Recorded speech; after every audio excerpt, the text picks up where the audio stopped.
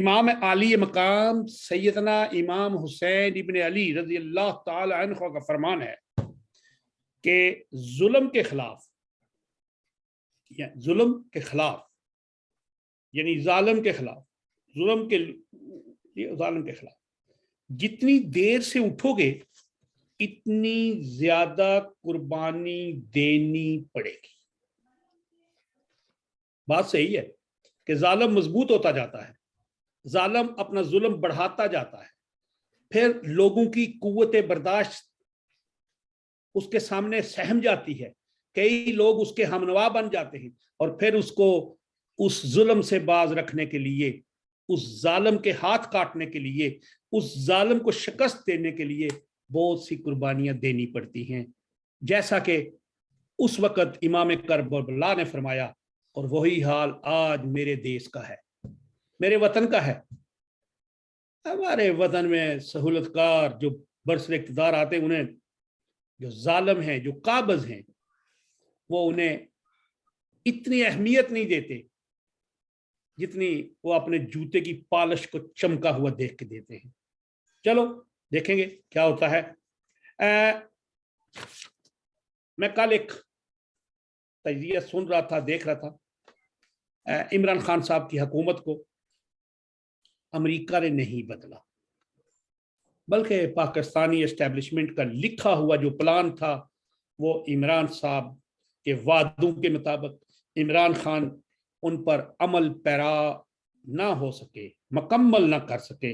अब शहबाज शरीफ साहब भी उसी एस्टेब्लिशमेंट का प्यार और मोहब्बत हैं। जैसा कि सिविल ब्यूरोक्रेसी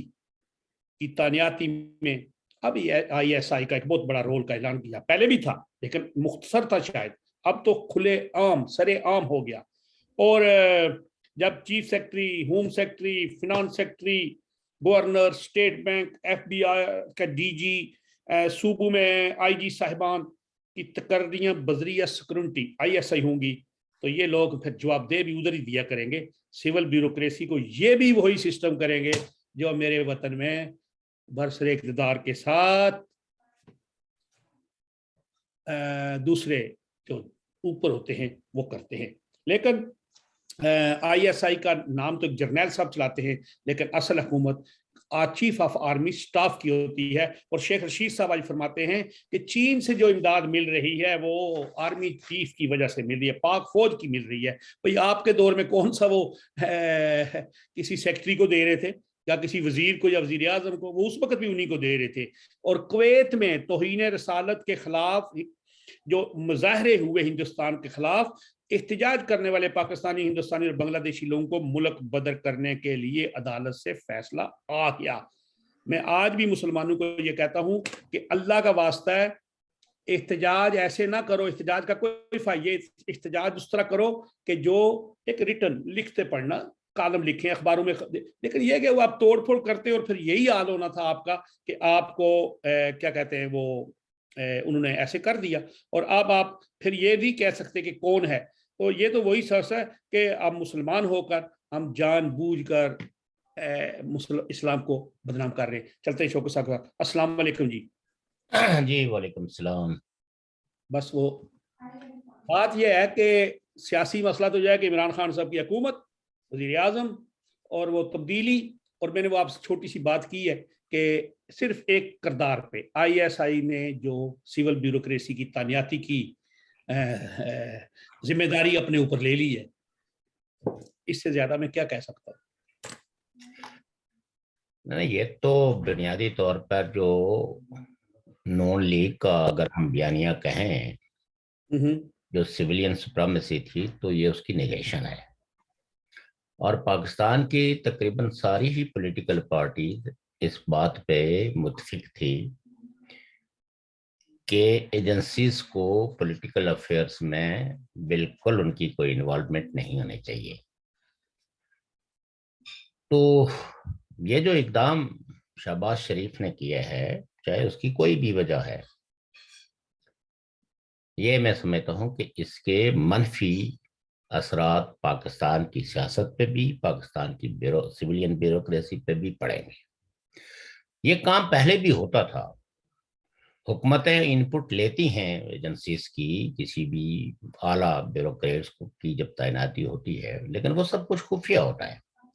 अब जब आप किसी को कोई कॉन्स्टिट्यूशनल जिम्मेदारी देंगे तो इसका मतलब यह है कि किसी भी ब्यूरोक्रेट का, पढ़े लिखे शख्स का जो सिविलियन ब्यूरोक्रेसी में काम करता है, आपने अपना, यानी उसका मुस्तकबिल जो है वो इंटेलिजेंस एजेंसी के किसी अफसर के हवाले कर दिए है। तो एक तो शहबाज शरीफ ने ये बहुत ही गलत फैसला किया है, जो पाकिस्तान के लिए बिल्कुल, यानी पाकिस्तान की सिविलियन ब्यूरोक्रेसी, सिविलियन रिट के खिलाफ है, और इससे उनको कोई फायदा भी नहीं होगा।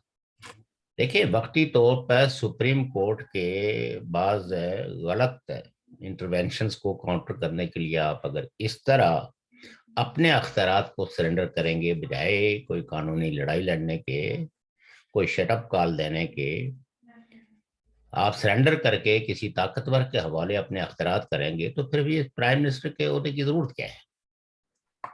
तो शहबाज शरीफ का ये इकदाम जो है वो मैं ये समझता हूँ कि उन्होंने सिविलियन सुप्रीमेसी के नजरिए को शदीद नुकसान पहुंचाया है, और इससे कोई फायदा होने वाला नहीं है। और अगर कोई ये समझता है कि इससे आप सुप्रीम कोर्ट की मदाखलत को रुकवा देंगे, तो वो भी नहीं रुकेगी। उसके लिए हुकूमत को अपनी टांगों में ही सांस डालना होगा, और खुद से जो सियासत के लिए और इंतजामी ढांचे के बेहतरीन मफाद में है वो फैसले करने होंगे। और अगर कहीं भी कोई ऐसी मदाखलत है जिसको अनकॉन्स्टिट्यूशनली समझा जा रहा है, तो उसका जो बेहतरीन प्लेटफॉर्म है वो है नेशनल असेंबली का प्लेटफॉर्म। नेशनल असेंबली के प्लेटफॉर्म पे इसको डिबेट किया जाना चाहिए कि सुप्रीम कोर्ट का जो दायरा अख्तियार है, क्या वो उससे बढ़ रहे हैं, वो गैर जरूरी तौर पर किसी गवर्नमेंट को डिस्टेबलाइज कर रहे हैं, अपनी कॉन्स्टिट्यूशनल रिस्पॉन्सिबिलिटीज को छोड़कर ये मदाखलतकारी और सहूलतकारी कर रहे हैं। तो देखें, जो जो नेशनल असेंबली है उसके फ्लोर पे किसी किस्म की भी कॉन्स्टिट्यूशनल डिबेट जो है उसको किसी भी इदारे के अंदर ना चैलेंज किया जा सकता है, ना उस पे कोई भी मेंबर असेंबली जिस तरह के भी अपने ख्यालात का इजहार कर सकता है उसको अकाउंटेबल बनाया जा सकता है। तो बहरहाल इससे सिविलियन इदारों की जो जो एक कॉन्स्टिट्यूशनल उनकी जो रिस्पॉन्सिबिलिटीज हैं उनको कंप्रोमाइज किया गया है मेरी नज़र में। और शायद दीगर भी कई संजीदा हल्के जो है वो इस इकदाम को किसी कदर की निगाह से नहीं देखते, बल्कि वो इस पे उसके नक्काद हैं। और शहबाज शरीफ ने अपनी क्रेडिबिलिटी को बहुत ज़्यादा अनस्टेक किया है। यानी देखिए, पाकिस्तान की सियासत का एक बड़ा अलमिया यही रहा है कि सियासतदानों ने अपने इक़्तिदार के लिए पे दर पे कंप्रोमाइज़ किए हैं, और उन कंप्रोमाइज़ के नतीजे में वो हमेशा फंसे रहते हैं, और वो कुछ भी आवाम के लिए डिलीवर करने की पोजीशन में नहीं होते। आप ये देखिए कि दुनिया के जो दूसरे दूसरे मुल्क हैं उनमें भी फौज बड़ी ताकतवर थी, फौज जो है वो सियासी अमूर में मदाखलत करती थी, रोल उनके थे, लेकिन उन्होंने इक़्तिदार के लिए जो है ना वो चाख नहीं मारी, बल्कि उन्होंने मज़ामत की, अपने आप को अवाम के सही नुमाइंदे के तौर पर पेश किया, और इदारों को मैसेज दिया कि अपने अपने कॉन्स्टिट्यूशनल उसमें रहें। बांग्लादेश हमारे सामने एक रिसेंट एग्जांपल है। तो आप ये देखें कि वहाँ धीरे धीरे न सिर्फ इस्तेकाम आया है, बल्कि उनकी मैशत पे बहुत मुस्बत असर पड़े। ये जो कुछ इन्होंने ये अबूरी मुद्दत के लिए जो जो चीज़ें भी की हैं, इट्स टोटली रॉन्ग, और ये किसी एतबार से भी इसकी सताइश नहीं की जा सकती। बाकी रहा इमरान खान साहब का मसला, तो आप ये देखें कि इमरान खान साहब दुनिया के वाहिद पॉलिटिशियंस हैं جو اپنے عوام کی ایک طرف تو وہ کہتے ہیں عوام سب سے بڑی طاقت ہوتے ہیں، اور دوسری طرف ہے انہیں اسی طاقت کی منفی کو نگیٹ کر کے تو وہ فوجی جنرلوں کو پکارتے ہیں کہ آپ اپنا رول ادا کریں، مجھے دوبارہ اقتدار میں لانے کے لیے اپنے گڈ آفیسز، اپنا انفلوئنس استعمال کریں۔ تو یہ تو ایک سرین میں سمجھتا ہوں کہ سیاست میں ایک گند ڈالنے والی بات ہے۔ کوئی بھی جمہوری سیاستدان وہ ملک کے ان قوتوں کو جو عوام کے سامنے جواب دہ نہیں ہیں بلکہ سویلین حکومت کے سامنے جواب دہ ہوتی ہیں، ان کو کسی مداخلت کی دعوت دینا یہ تو سراسر جمہوریت کے جو اعلیٰ اور عرفہ اصول ہے ان کی نگیشن ہے۔ مداخلت تو پاکستان میں ظاہر ہے کہ ہم تو یہ نہیں کہتے کہ پاکستان میں مداخلت ہوتی نہیں ہے، یا یہ جو بظاہر بیانیہ فوج نے اختیار کیا ہے کہ جی ہم غیر جانبدار ہیں، ہم نیوٹرل ہیں، تو میں یہ سمجھتا ہوں کہ اگر ایک ایسا ملک جس کے اندر ہے اقتدار میں لانا اور لے جانا، باہر نکالنا، یہ سب ان کے ہاتھ میں، اگر وہاں روایتی طور پر فرض کریں کہ آپ کی آنکھوں میں دھول جھونکنے کے لیے بھی کہا ہے کہ ہم نیوٹرل ہو گئے ہیں، تو اس کو تو ساری پولیٹیکل پارٹیز کو ستائش کرنے چاہیے، اور یہی بات لے کے تو ان کو اسی پہ باندھنا چاہیے کہ ٹھیک ہے آپ نے خود اعلان کیا ہے، so keep it your words. تو یہ تو ہے، اور افراتفری تو ابھی بھی ہے، اسٹیبلائزیشن کچھ بھی نہیں ہے، ڈی اسٹیبلائزیشن ہے۔ آپ یہ دیکھیں کہ پنجاب میں جو کچھ ہو رہا ہے، اب آپ دیکھیں کہ اپوزیشن مطالبہ کیا کر رہی ہے، مطالبہ یہ کر رہی ہے کہ ہم یہ اجلاس تب ہونے دیں گے جب آئی جی پولیس اور چیف سیکرٹری وہ آ کے فردن ہم سے معافی مانگیں گے۔ اب یہ دونوں عہدے جو ہے وہ بیسیکلی حکومت کے، یعنی ایک سٹیٹ کے نمائندہ ادارے ہیں۔ اگر کسی شخص نے قانون کی خلاف ورزی کی ہے تو قانون کے دروازے کھلے ہیں، اس کے خلاف ہے وہ کیا جائے، آپ پٹیشن دائر کر سکتے ہیں، لیکن یہ کہ اپنی ایک چھوٹی موٹی پاور کو استعمال کرتے، اور وہ پاور بھی کوئی ایم پی ایز کی پاور نہیں ہے، وہ تو آپ ایک جو بنے ہوئے ہیں اسپیکر، آپ اس اسپیکر شپ کا ناجائز فائدہ اٹھاتے ہوئے اسمبلی کو اجلاس نہیں ہونے دے رہے ہیں، تو ظاہر ہے یہ ڈیسٹیبلائزیشن ہے، اٹس اے کمپلیٹلی پولیٹیکل ڈیسٹیبلائزیشن، جس سے کہ فائدہ یا نقصان جو ہے وہ پولیٹیکل ایلیٹ کا نہیں ہے، اس کا الٹیمیٹلی جو اثر پڑتا ہے وہ عوام پہ پڑتا ہے۔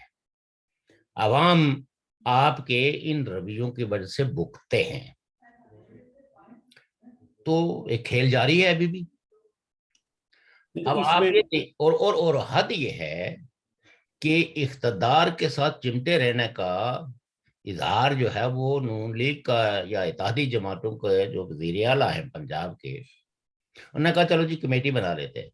ان کو تو اس پہ ایک سیدھی شٹ اپ کال دینی چاہیے تھی کہ اگر کسی نے کوئی قانون کی خلاف ورزی کی ہے، کسی کے ساتھ زیادتی کی ہے، وہ اپنی زیادتی لے کے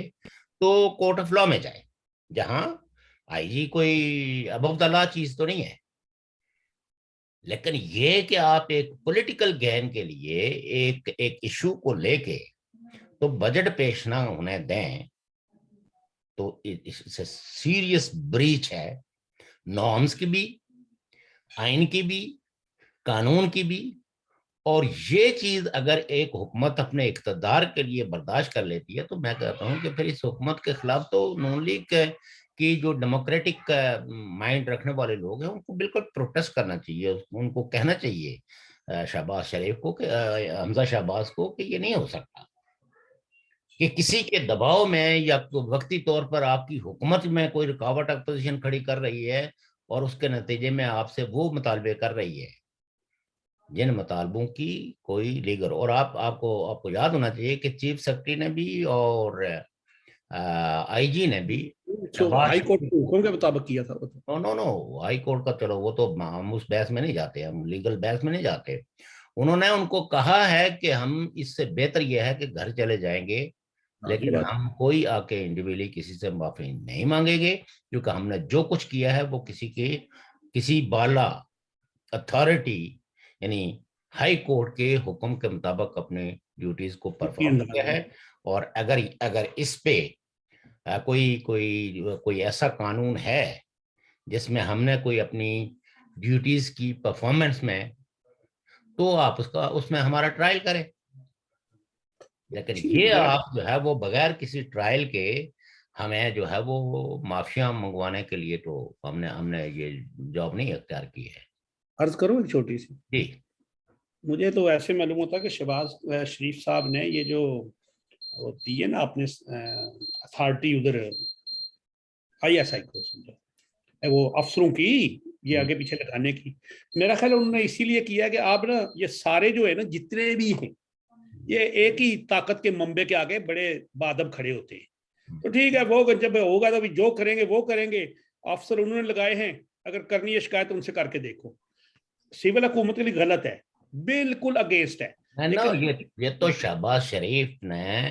جو اس وقت تک کا جو رویہ اختیار کیا ہے کہ ٹوٹلی اللیگل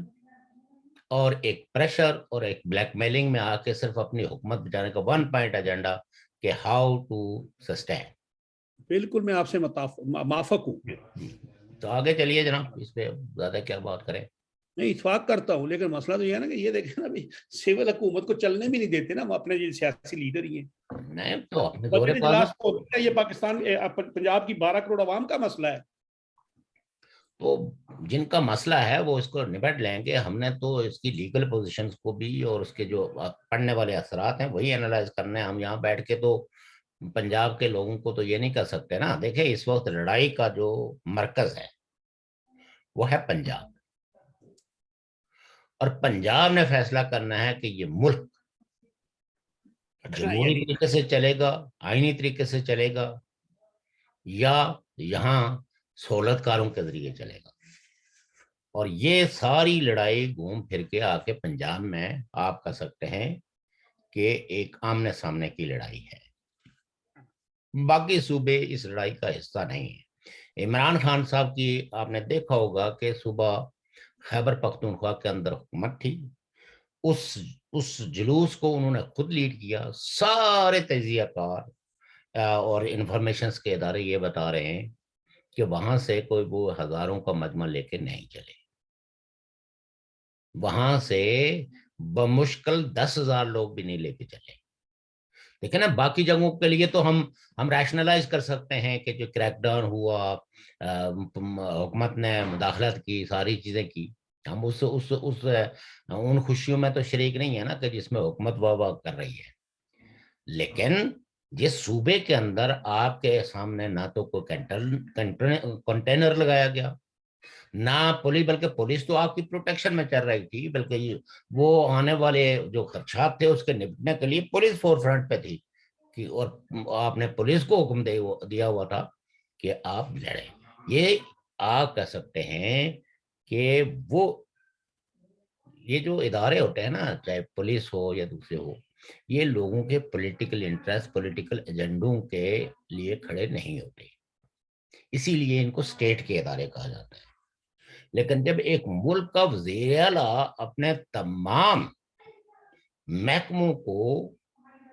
اینٹی گورنمنٹ استعمال کرے، اور اس کے باوجود بھی آپ اس میں تو کوئی شک نہیں ہے نا، وہاں آپ کی حکومت ہے، آپ کے ایم پی ایز ہیں، تو 1,00,000 لوگ تو لے کے چلتے، وہ بھی نہیں چل پائے۔ تو لہذا یہ ہے کہ ایک کام ہوا ہے جو سب کے سامنے ہوا ہے۔ اب آگے ہیں وہ جو ریٹائرڈ جنرلز ہیں، تو یہ تو ایک کیا کہتے ہیں پتلی تماشا پاکستان میں لگا ہوا ہے۔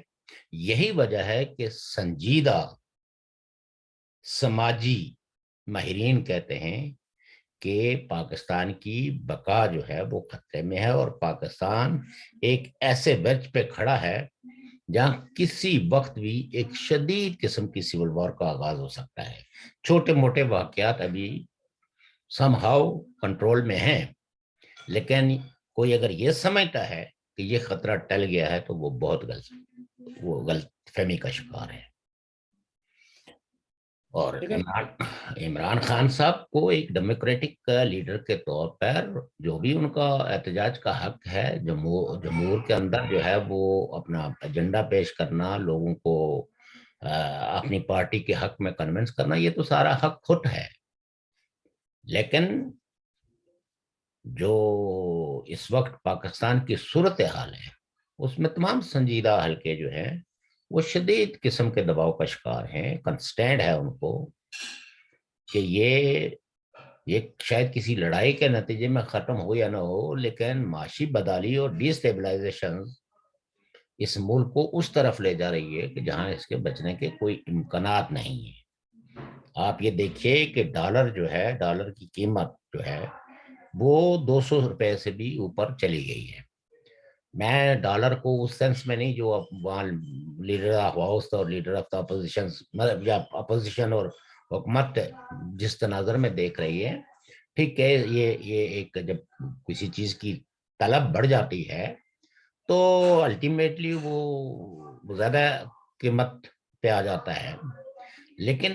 حکومت کے جو اقدامات ہیں وہ اقدامات جو ہے وہ رائٹ ڈائریکشنز پہ نہیں ہیں۔ وہ اس وقت اس بھمر سے ہی نکل پائے کہ کیا ہماری پاس جو آئینی مدت ہے وہ ہم پوری کریں گے یا نہیں کریں گے۔ وہ ایک قدم آگے بڑھاتے ہیں، 2 قدم پیچھے ہٹ جاتے ہیں۔ تو اگر یہ ملک ٹوٹا تو میں ببانگ دل کہتا ہوں اس میں سپریم کورٹ، اس میں فوج اور یہ پولیٹیکل پارٹیاں ساری ذمہ دار ہیں۔ اس میں کوئی دو راہ نہیں ہوگی۔ بنگلہ دیش کو تو آپ نے جو ہے وہ شور شرابے کے ذریعے، ہنگامہ آرائی کے ذریعے جو ہے نا وہ اس قصے کو تو پاری نہ کر دیا۔ اس پہ جو کمیشن بنے ان کمیشنوں کو بھی آپ نے بزور طاقت دبا دیا۔ حمید الرحمان کمیشن کی رپورٹ کو پاکستان کے لوگوں کے ہاتھوں تک نہیں پہنچنے دیا۔ اس سے پہلے لیاقت علی قتل کیس کے کمیشن کو چلا جی، مطلب لیاقت علی قتل تو جو ہے نا وہ یہ کہہ سکتے ہیں کہ جی کنیڈی کے قتل نہیں سے یہ پکڑ سکی تو ہم کیسے جو ہے نا وہ کہتے ہیں، وہ تو ایکسکیوزز ہے نا۔ جن لوگوں کو قتل کیا جاتا ہے منصوبہ، ظاہر ہے اس لیول کے جو لوگ قتل ہوتے ہیں تو وہ کوئی کسی ذاتی لڑائی جھگڑے کا شکار نہیں ہوتے نا، یہ تو سازش جو ہے وہ حکومتی سطحوں پہ، اعلیٰ سطحوں پہ ہوتی ہے کہ اس کو نہیں اب جناب حادثاتی طور پر وہ چاہے وہ بینظیر بھٹو کا قتل ہو، چاہے وہ لیاقت علی خان کا قتل ہو، یا اس میں وہ سینکڑوں سیاسی کارکنوں کا قتل عام ہو، اس کے پیچھے ایک کنسپائریسی ہے۔ جناب جی یہ واحد مملکت خداداد پاکستان کے قوانین ایسے ہیں، قانون ایسا ہے، سیاست ایسی ہے، قانون دان ایسے ہیں جو مقتول زندہ ہوتا ہے اور اس کے قاتل کو سزائے موت دے دی گئی ہوتی ہے، اور وہ پھانسی پہ چڑھ کے آج بھی 43 سال سے پکار رہا ہے اس ملک کو کہ میرا خون تمہارے ججوں نے کیا، اور جس کے قتل کا الزام ہونا چاہیے تھا، جو اصل جس کی سازش تھی، جو مقتول ہونا چاہیے تھا، وہ آج بھی پاکستان کے ایوانوں میں، پاکستان کی بیوروکریسی کے ساتھ، جرنیلوں کے ساتھ ان کا محافظ بن کے کھڑا ہوتا ہے۔ احمد رضا قصوری۔ دیکھیے بات یہ ہے کہ ہر شخص کی کچھ سبجیکٹیویٹی ہوتی ہے، اور اس کے تحت ایک شخص جو ہے وہ تھیمیٹیکل بات کرتا ہے، بنیادی بات کرتا ہے، اور ایک ہوتی ہے موضوعی صورتحال جس کو آبجیکٹو بات کرتے ہیں۔ جی ہم لوگ بھی کہیں نہ کہیں تھیمیٹک بات کرتے ہیں، لیکن موسٹ آف دا پیریڈ جو ہے ہم جو گفتگو کرتے ہیں وہ آبجیکٹو کنڈیشنز کے حوالے سے کرتے ہیں۔ اب آپ یہ دیکھیں نا کہ جو مذہب کا جو ناجائز استعمال ہے، کیا کسی بھی، اور خاص کر کے پاکستان نے اس کے استعمال کے بارے میں کبھی سوچا؟ نہیں۔ ہمیشہ مخالف کو دبانے کے لیے، کچلنے کے لیے مذہب کی لاٹھی کو استعمال کرتے ہیں۔ جس ملک میں کوئی آدمی بھی مذہب کے خلاف نہیں ہے لیکن پھر بھی مذہب کے نام پہ ہی لاٹھیاں چلاتے ہیں۔ اور دوسری بات میں جو کہنا چاہتا ہوں آبجیکٹیولی، ایک تھیمیٹیکل ہے، ایک آبجیکٹیولی ہے، کہ فرض کریں آپ اور میں بحث کرتے ہیں مکالمے میں، کہیں ہم وہ آداب ملحوظ نہیں رکھ پاتے، تو ایسا نہیں ہے کہ ہم کسی شخص کی بات کو پکڑ لیں۔ یہاں طنز میں بھی لوگ گفتگو کرتے ہیں، ساری چیزیں دیکھنا یہ ہوتا ہے کہ کیا کسی کی انٹینشن کیا ہے، اس پہ ہنگامہ آرائی کبھی بھی مسلمانوں کو سرو نہیں کرے گی۔ مولویوں کی تو چند دنوں تک بھی واہ واہ ہو جائے گی، کیونکہ آبجیکٹیولی اگر ہم دیکھیں تو مذہب اسلام کا استعمال جو ہے وہ مقامی رجت پسند حکمرانوں اور عالمی طاقتوں نے اپنے معاشی اور اپنے دشمنوں کے ساتھ نپٹنے کے لیے استعمال کیا۔ یہ ایک ہسٹوریکل فیکٹ ہے۔ اور مصیبت یہ ہے کہ جو لوگ بھی مذہب کو اس کے درست تاریخی پس منظر میں دیکھتے ہیں، ان کی بات کو کوئی دھیان سے سننے کے لیے تیار نہیں ہے، چونکہ ہر آدمی وہ اس بات کے لیے آپ کو مجبور کرتا ہے کہ آپ اپنے منہ سے آگ اگلیں، آپ اپنے منہ سے نفرت اگلیں، آپ دوسرے کے ساتھ مکالمہ کرنے کے لیے، بحث کے لیے تیار نہیں ہوتے۔ اور اگر خدا نہ خواستہ ایک نان مسلم آپ سے بحث کرتا ہے اور وہ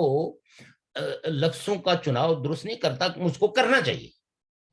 کیونکہ جب مذہب کے پر کوئی بات ہو یا مذہبی جو دوسروں کے عقائد میں بہت مقدس ہستیاں ہوتی ہیں، تو ان ہستیوں کا نام لینے میں، ان کو موضوع بحث بنانے میں، تاریخ کے تناظر میں، پس منظر کے، ہر معاشرے کے کچھ اپنا پس منظر بھی ہوتا ہے نا، کچھ اس علاقے کی جو ٹریڈیشنز بھی ہوتی ہیں۔ تو ہم اگر ایک دوسرے کو سمجھانے کے نقطۂ نظر سے بیٹھے ہیں تو یقیناً ہمیں ایک دوسرے کو سمجھا پائیں گے، نہیں تو کم از کم ایک کنسنسس ہوگا کہ ہماری بحث جاری رہے گی۔ لیکن اگر ہم بیٹھے ہی ایک دوسرے کو ہرانے اور جیتانے کے لیے اور ایک دوسرے پہ طنز اور شدت کے گولہ باری کریں گے تو یقیناً ہم کوئی مذہب کی خدمت نہیں کرتے، ہم کسی ٹریڈیشنز کا احترام نہیں کرتے، ہم ان مقدس ہستیوں کے نام پر دراصل کوئی اپنے ذاتی بغض اور عناد کا یا کہیں نہ کہیں کسی نہ کسی کی سہولت کاری کر رہے ہوتے ہیں۔ اور اس سہولت کاری کا فائدہ کیا ہے آپ کے مذہب کو؟ یعنی اگر آپ پرافٹ کی اخلاقیات کو ہی پڑھ لیں، آپ پرافٹ کا رول اپنی سوسائٹی کے اندر نان مسلموں کے ساتھ ہی پڑھ لیں، اس حدیث کو تو ہم بیان کرتے ہوئے بڑا جو ہے نا جھوم کے بات کرتے ہیں کہ وہ عورت جو ان پہ کوڑا کرکٹ پھینک کرتی تھی ان کی تذلیل کرنے کے لیے، اور جب وہ بیمار پڑ گئی تو اس کو دیکھنے کے لیے چلے گئے، لیکن یہ جذبہ آپ خود اپنے اندر کیوں نہیں پیدا کر پاتے کہ اگر ہمارے پروفٹ کی یہ برداشت تھی تو اگر کوئی آدمی آپ کے سامنے تخاطب میں غلطی کر رہا ہے، آپ اس کو روکیے، آپ اس کو کہیں کہ آپ نے چیزوں کو درست پس منظر میں نہیں دیکھا۔ ہر عہد میں بحثیں ہوئی ہیں، پرافٹ کے دور میں بھی بحث مباحثہ تو ہوتا رہا، یہ حتیٰ کہ لوگ آ کے ان کی نبوت پہ بحث کرتے تھے۔ تو جن سوسائٹیز نے جو ٹائم بھی ایک تاریخ دان تھا، اس نے کہا تھا کہ معاشرے ترقی تب کرتے ہیں جب ان میں جو پڑھے لکھے لوگ ہوتے ہیں وہ مکالمے کو فروغ دیتے ہیں، ایک دوسرے سے گفتگو کو، اور گفتگو کے نتیجے میں کنسنسس بلڈ کرتے ہیں۔ آج تو ساری نیشن سٹیٹ کے اندر ایک قانون موجود ہے کہ کوئی شخص بھی مذہب کی توہین نہیں کرے گا، وہ ابیوز نہیں کرے گا۔ جو کرے گا تو اس سے قانون کے مطابق نپٹا جائے گا. لیکن ہم قانون کی طرف یعنی سزا اگر کسی کو دینی ہو, جزا کسی کو دینی ہو, کسی کو ریمیڈی دلانا ہے. میں کل بھی ایک ٹویٹر سپیس تھا, اس میں نے ایک ہی بات کی کہ ہم جس عہد میں رہتے ہیں اس کو نیشن سٹیٹ ایرا کہتے ہیں, اور اگر کسی کو لگتا ہے کہ کسی عدالت نے ان کو جو ہے کسی عدالت میں کسی کو انصاف نہیں ملا ہے, تو وہ یونائٹڈ نیشنز کے سینکڑوں ادارے صرف انسان کی حق کو پروٹیکٹ کرنے کے لیے بنے ہیں. حتیٰ کہ کسی ملک کی عدلیہ, وکلا اور صحافیوں کے تحفظ کے لیے بھی ادارے موجود ہیں. اور اگر آپ جا کے اپنی پٹیشن ان اداروں میں فائل کریں تو وہ چونکہ اسٹیٹ آنسریبل ہیں ان اداروں کے سامنے, سگنیٹری ہیں. یہ انٹرنیشنل کورٹ آف جسٹس جو ہے وہ بنا ہی اس لیے ہے کہ اگر کوئی اسٹیٹ اپنے کسی شہری کے ساتھ امتیازی برتاؤ کر کے اس کو غلط طریقے سے سزا دیتی ہے تو دوسری اسٹیٹ اس کیس کو لا کے پیش کر سکتی ہے. اور آپ نے دیکھا یہ ہندوستان ہے, کلبھوشن یادو کا کیس جو ہے وہ لے کے گئے کورٹ آف انٹرنیشنل جسٹس میں. پاکستان نے بھی اپنی معروضات پیش کی, ہندوستان نے بھی معروضات پیش کی, اور الٹیمیٹلی اس میں جو لیگل غلطیاں تھی ان کی تصحیح کروائی گئی, اور کلبھوشن یادو کو جو ہے وہ رائٹ ٹو اپیل دیا گیا, right to access to the lawyer دیا گیا, اور اسی طرح اس کی فیملی کو بھی ملنے کا, اور آپ کہہ سکتے ہیں کہ اس ملک کو جن کا وہ شہری ہے اس کو کانسلر ایکسیس بھی دی گئی. اب آپ اس کو استعمال کرتے ہیں یا نہیں کرتے, دیٹ از ڈفرنٹ. تو اگر آپ کو بھی کسی جگہ لگتا ہے کہ کسی جگہ کے لوگوں کو عقیدے کی بنیاد پہ کوئی ملک جو ہے وہ ان کو ان کی نسل کی بنیاد پہ کوئی کسی امتیازی سلوک کا شکار کر رہا ہے اور آپ بظاہر بہت ان کے دعوے دار ہیں, تو آپ ان میں جا کے ثابت کریں. Country is answerable to the International Court of Justice, United Nations. لیکن یہ سارا ایک ہے تتلی تماشا لگا ہوا ہے. لوگوں کی زندگیوں کے نام پہ لوگ اپنے گناہوں عظام کی تکمیل کے لیے واہ کرتے ہیں ایک دوسرے کی, لیکن کسی ایک بھی لائف کو بچانے کے لیے جو صحیح وے ہے اس کو اختیار کرنے کے لیے تیار نہیں ہے. اور اس سے ان کو کوئی فائدہ ہونے والا نہیں ہے. اس سے کوئی فائدہ ہونے والا نہیں ہے. سوری میں نے زیادہ بات لے لی, 6 منٹ. وہ ابھی کوئی مسئلہ نہیں ہے. وہ بات یہ ہے کہ منصف وقت سے تو اور میں مظلوم مگر, منصف وقت ہے تو اور میں مظلوم مگر, تیرا قانون مجھے پھر بھی سزا ہی دے گا. ہم لوگوں کے ساتھ یہ ہے, ملک کے اندر ہم اصل پوزیشن پہ نہیں آتے. مجھے کسی نے کہا تھا کہ کافر کیا ہے, تو میں نے جو اس کا ترجمہ بتاتا ہوں, میں آج بھی اس پہ قائم ہوں, اور میں اس کے نہیں, وہ میں جو علم کا مسئلہ اس پہ کہتا ہوں. کافر کا معنی انکار کرنا, کسی چیز سے انکار کرنا. علامہ اقبال کا ایک شعر ہے, میں کافروں کا کافر, کافر ہے خدا میرا, خود آ میرا, اے دے خدایا یہ دے تیرا نہیں یہ میرا نہیں. اب اس کا مطلب نہیں کہ وہ خدا کسی گاؤں پہ لے گئے, وہ خدا اس گاؤں کے جو مکھیا جو نمبر بڑے بڑے ان پہ لے گئے. بات یہ ہے کہ علامہ اقبال کی اپنی شاعری میں انٹینشن کیا تھی یا کیا نہیں تھی. بات ہے ہماری سمجھ, ہم اس شعر کو پڑھ کے کیا سمجھ ہمارا اپنا مطلب یہ کہ ہم کتنے اپنے آپ کو اس شعر کے ساتھ اٹیچ کرتے ہیں. دیکھا نا, شکوہ بھی اقبال کا ہی ہے اور جواب شکوہ بھی. مجھے اگر شکوہ پسند ہے تو آپ کون ہوتے ہیں مجھ پہ اعتراض کرنے والے کہ تم نے شکوہ نہیں, تم نے وہ جواب شکوہ نہیں پڑھا. اسی طریقے سے اگر تاریخ میں کوئی معاملہ ایسا ہے کہ میں تاریخ کے اس واقعے نے مجھے متاثر کیا ہے, میں آپ کے سامنے بیان کرتا ہوں, تو اگر آپ تاریخ کا ایک متبادل بیانیہ دیتے ہیں اور وہ اگر ریشنلی اپیل کرتا ہے تو مجھے قبول کرنا چاہیے, مجھے ضد نہیں کرنی چاہیے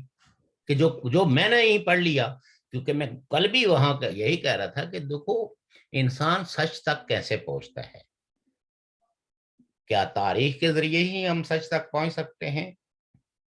تاریخ کے اندر لکھے ہوئے سارے واقعات جو ہے وہ ہو بہو سچ ہیں,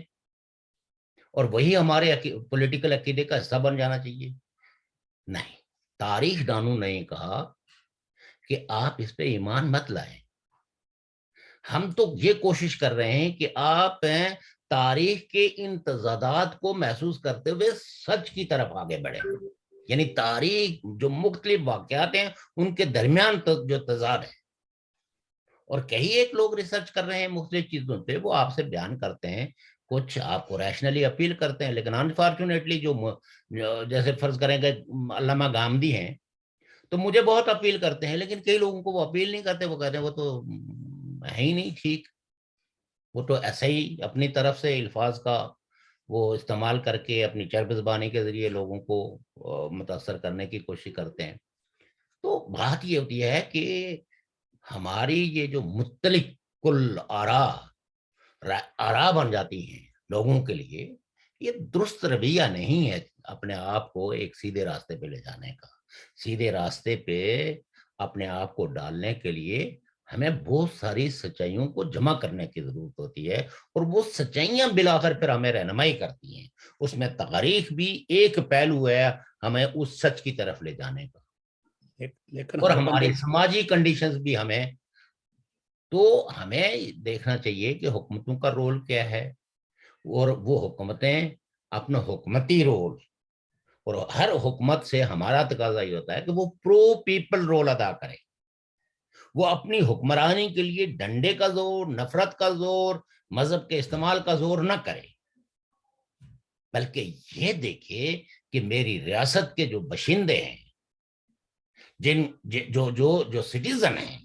ریاست کے باشندوں کے لیے کوئی ایسا امتیازی قانون نہیں بننا چاہیے جس سے کہ عقیدے کی بنیاد پہ کسی کی حوصلہ شکنی ہو. کیونکہ یہ آپ اگر مسلمان ہے تو یہ اس کا اور خدا کا معاملہ ہے. یہ رائٹ کسی کو نہیں دینا چاہیے کہ میں